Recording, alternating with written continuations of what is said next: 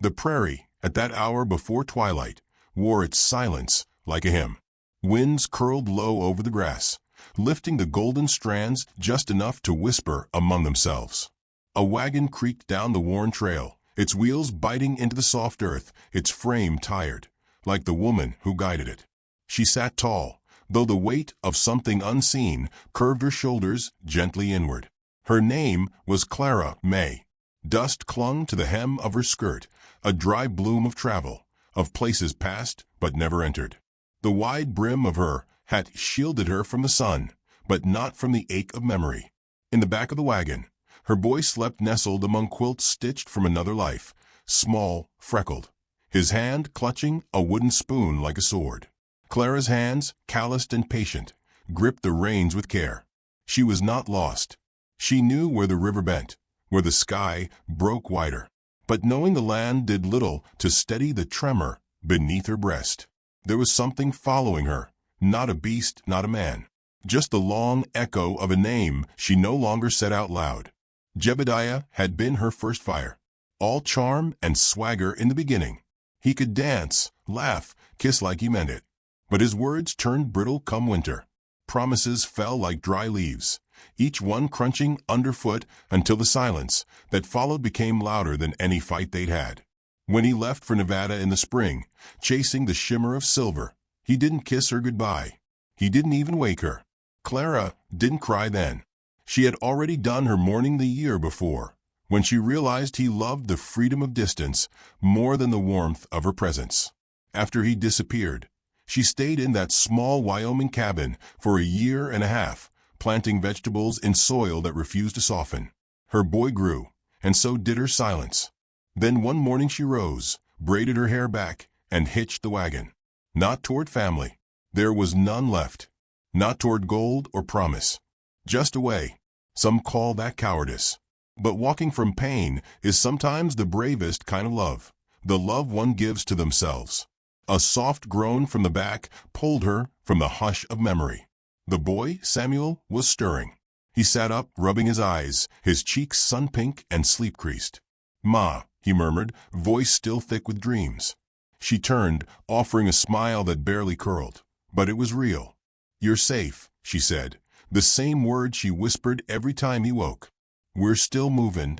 The trail narrowed as they passed a cluster of cottonwoods, their branches swaying in slow rhythm. Clara noted the hoofprints near the waterline, fresh and heavy, too many for one rider. Her fingers tensed slightly on the reins. She wasn't new to wariness. The frontier didn't offer safety, only distance. And even that could lie. Later, she stopped to gather dry grass and firewood, leaving Samuel to chase grasshoppers nearby. The wind tugged at her scarf as she stooped beside a creek, her reflection flickering in the current like a half-remembered version of herself, eyes shadowed, mouth too serious. She caught sight of movement across the bank. Just a flicker. A horse, perhaps, or the trick of light through trees. She rose slowly, eyes scanning. Nothing came. The woods stood still as prayer. That night, she cooked beans in a tin pot and shared cornbread she'd bartered for at the last trading post. An old man there named Elijah had taken her hand and said, "You carry yourself like a woman who's walked through flame and didn't scream." She had only nodded. There hadn't been screaming, only the quiet unraveling that comes after the last slammed door. As dusk melted into night, Samuel nestled against her side, thumb in his mouth, eyelids heavy. "Tell me a story," he said, barely above a whisper. She brushed back his hair. "Once," she began, voice low and warm, "there was a mother and her cub who crossed the wildlands. The world tried to scare them, but they had something stronger than fear." "What?" he asked, eyes already closing. "Each other," she said, and pressed a kiss to his brow. The fire snapped softly, sending sparks into the dark. Crickets sang their fragile lullaby, and the stars began to bloom overhead. She didn't sleep easily. She never did anymore. Instead, she watched the fire die down, fed it only when needed, and waited for the world to turn just enough to survive another day. Near midnight, the mule shifted uneasily. A low bray broke the silence. Clara sat up straight, eyes sweeping the horizon. The prairie didn't make noise unless it needed to. Her hand drifted to the rifle lying across the wagon bench. Then she saw them. Shadows against the ridge, not yet close, but not passing by either. 3 no, for riders, their outlines cut sharp against the moonlit grass. No lanterns. No open trail signs. Just men riding low and slow, like snakes in tall weeds. Clara did not move to wake Samuel. She only tucked the rifle closer, watched until the shadows slid out of view, and leaned back against the wagon frame, letting the night press around her like a blanket she didn't trust. Come morning, the prints were still fresh. She traced one with her fingertip, wide-hoofed, a horse carrying weight. The marks were deep. They had stopped here, watched her, then moved on. She didn't speak of it to Samuel. Not yet. Instead, she hitched the mule and moved faster than usual, eyes darting toward every rise of earth, every cluster of rock. Her breathing stayed shallow, her mouth a thin, unreadable line. They passed no one that day. The prairie had gone quiet again, but it was not the gentle quiet of the evening before. It was the quiet of something holding its breath. That night, she chose not to light a fire. Samuel didn't ask why. She laid awake long after he slept, the rifle across her lap, the wagon pulled near a low rise for cover. The wind tugged at the grass in cautious waves. The stars, unblinking, bore down on her like old judges. Somewhere far off, an owl cried. Then nothing. When sleep finally pulled at her, it came not as rest, but as resignation, the kind where the body folds inward and waits for whatever may come. And still, even in the midst of fear, she found herself murmuring a promise she didn't know she kept. I will not be undone, she whispered to the dark, to the grass, to the woman she once was. The prairie heard her. And far beyond her eyes, something else did too. A breath in the wind. A pack on the move. Something was coming. Not to take, but to remember. And so the night passed, neither safe nor broken. Just waiting. Just holding its breath. The morning after the wind changed, the prairie felt different. The sun still rose amber and gentle, but the air tasted like metal, dry and sharp on the tongue. Even the mule moved with caution, ears twitching, steps reluctant.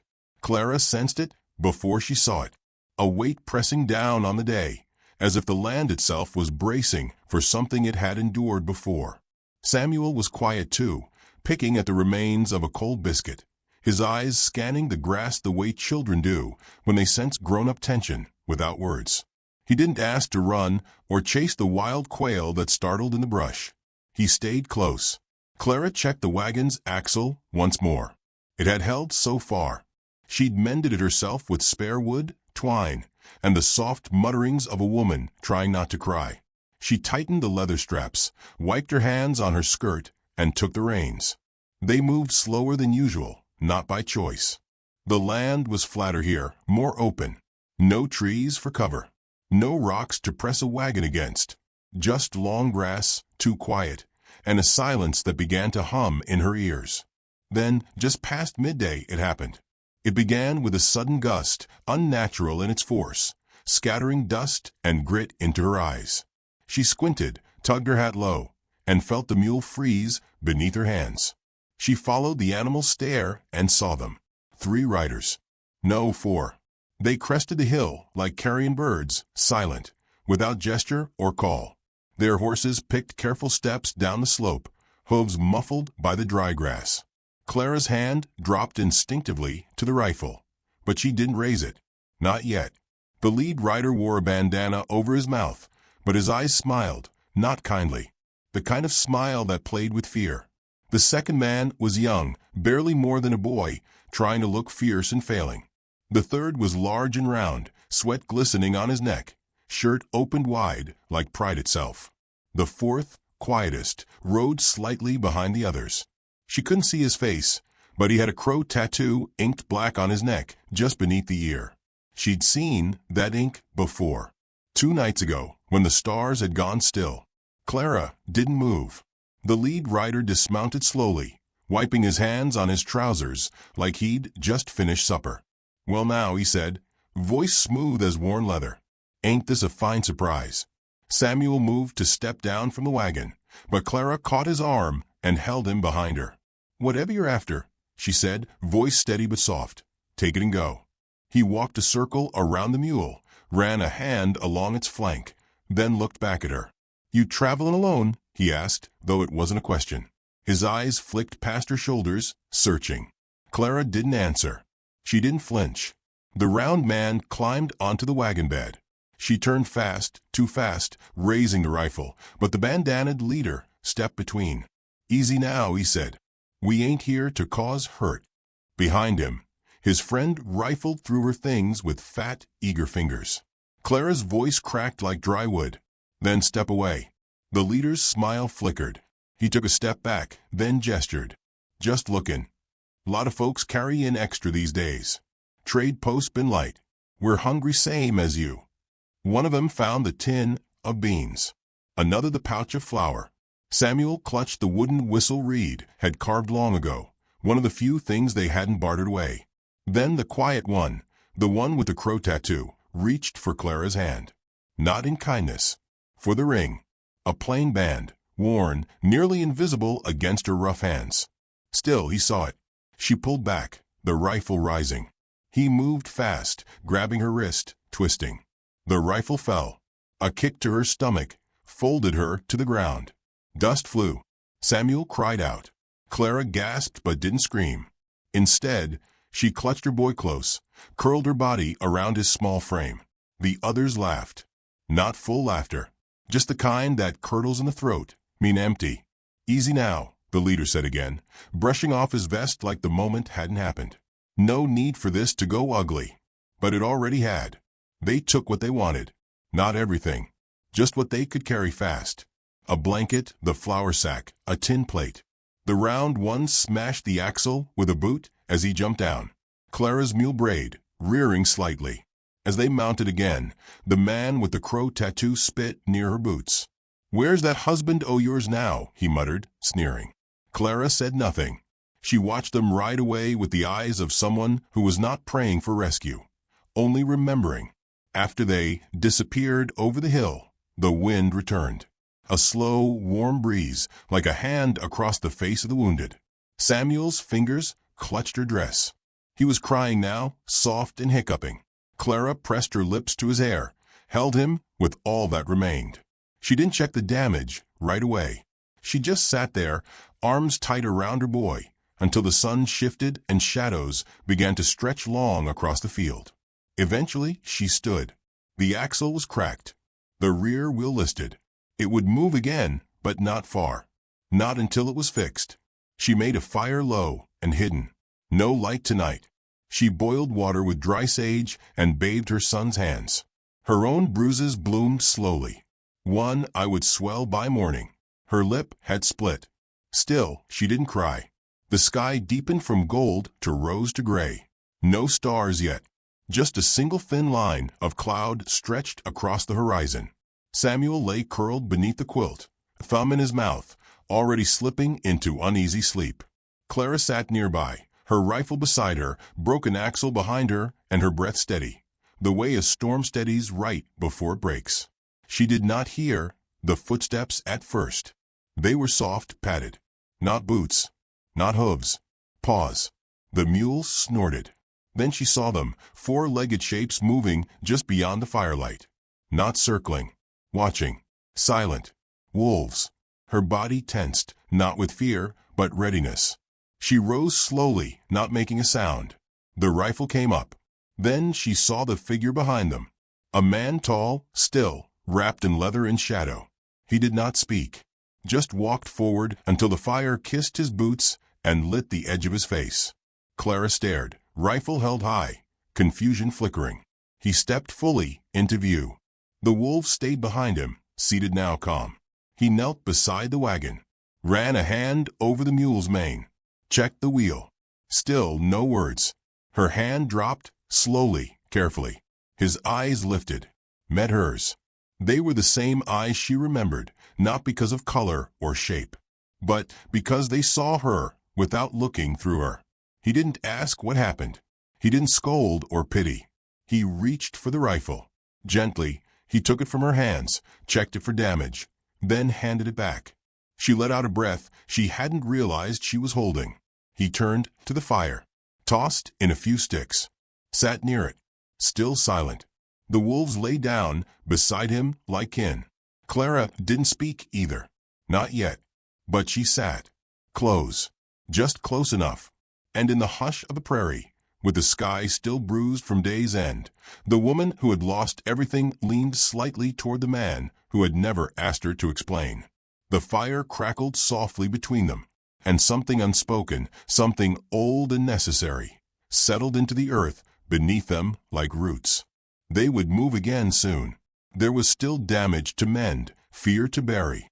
But for now, in the presence of a silence that held no judgment, only belonging, she was not alone.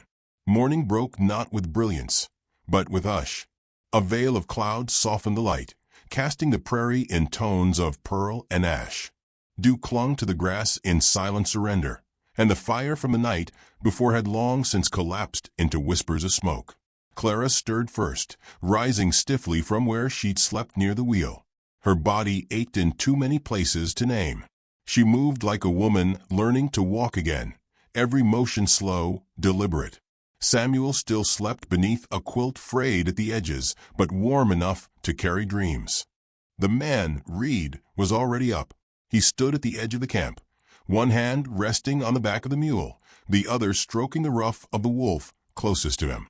The animal blinked slow and sure, its silver coat damp from morning mist. Neither man nor beast made a sound.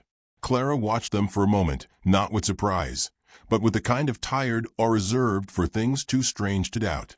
Reed hadn't said a word since he arrived. He hadn't needed to. She approached him carefully, still unsure where silence ended and intimacy began. "You tracked them," she said softly, the words barely audible. Reed nodded. She saw the edge of a burlap sack by his boots. He lifted it and held it out. Inside was her quilt, ripped but recovered, along with a few tin spoons, the leather pouch of flour, and Samuel's carved whistle.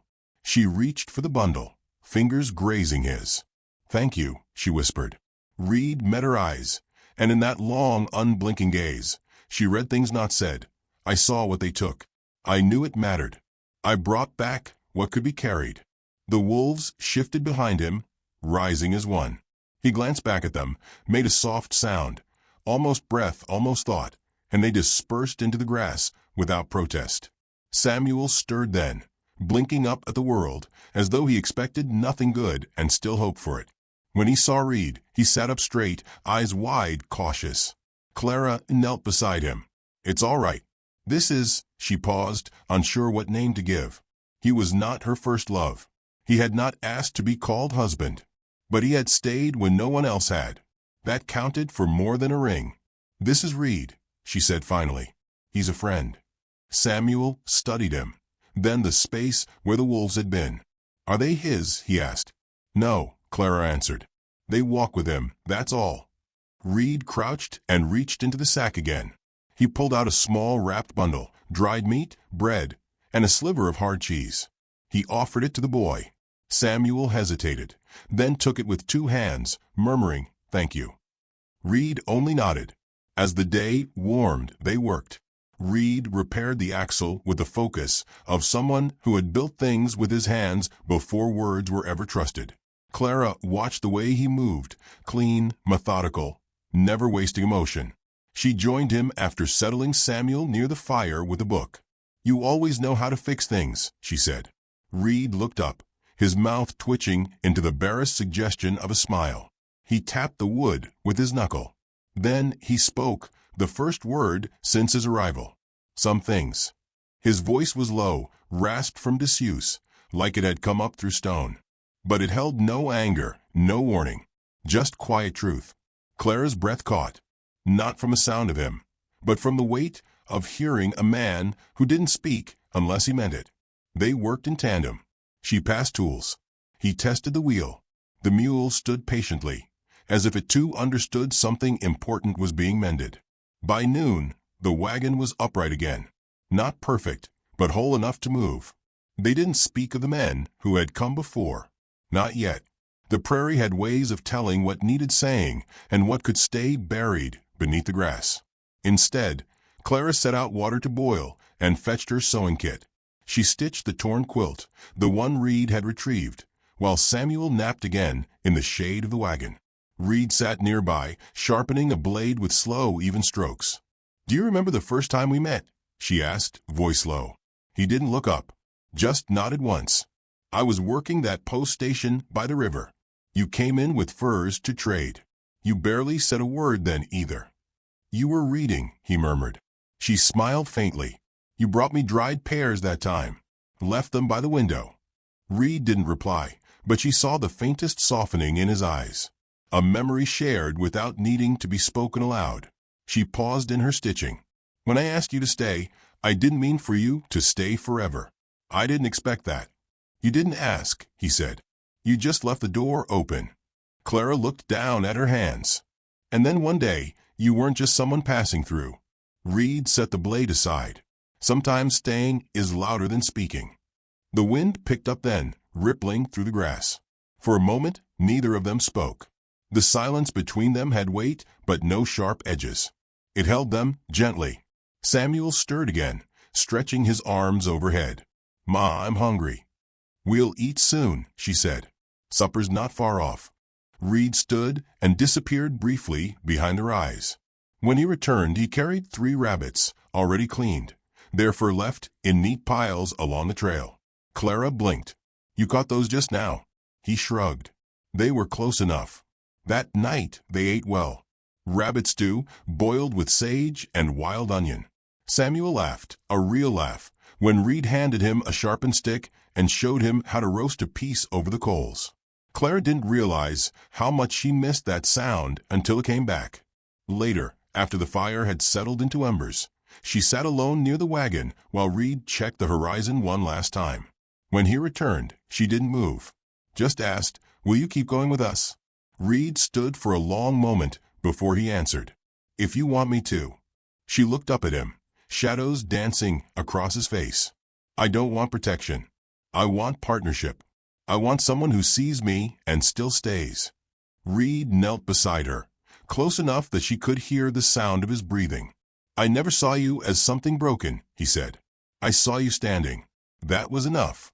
The fire cracked softly, as if nodding in agreement. She reached out and took his hand. Not a lover's touch. Not yet. But something rooted and certain. Samuel called out from under the quilt. "Ma, you there?" "I'm here, love," she called back. Reed did not let go. Neither did she. And in that moment, surrounded by the hush of healing, Clara realized that quiet things carried more weight than thunder. Tomorrow would bring movement, choices, maybe danger. But tonight there was warmth, a circle of light, and a man who did not try to fix her, only to walk beside her. And for the first time in many moons, she let herself believe that maybe, just maybe, she was not walking toward more pain. She was walking home. The morning rode in on wind. Not soft, not whispering like the days before. It came with purpose, gathering dust and voices of things yet to happen. Clara felt it in her teeth, in the stiffness of her fingers as she laced Samuel's boots, in the way the mule refused to drink until the sun rose fully above the distant ridge. They were only 2 days from the river crossing now. Beyond that, a small town waited, no more than 12 buildings nestled by cottonwoods. A place with walls and roofs, and people who didn't vanish into dusk. Clara had heard there was a schoolhouse there, a woman who sold ink and paper, and a man who carved rocking chairs for those who dared settle. It wasn't promise, but it was enough. She didn't speak much that morning. Neither did Reed. But there was a tension between them, not anger, not fear. A bracing, like trees before a storm. Reed kept his hand near his belt, and the wolves flanked them, without command, ears flicking at every shift in the grass. Samuel picked up on it too. He didn't ask to wander ahead or sing songs to the mule like he had the day before. He rode in the wagon, legs crossed, clutching the carved whistle in his palm. His eyes stayed on Reed more than usual, as if trying to understand the measure of the man walking beside them. By late morning, they reached a dry rise overlooking a stretch of broken plain. The trail curved ahead, narrowed between 2 stands of rock. It was a good place to wait, a better place to trap. Reed slowed, then stopped altogether. Clara drew up beside him, her voice a hush. "You feel it too?" He nodded once, not taking his eyes from the path below. From the height, she saw them. 3 riders this time. Same horses. Same lean anger etched into every movement. And there, at the edge of the group, the man with the crow tattoo. She didn't flinch, didn't curse, just looked at Reed and said, "They followed us."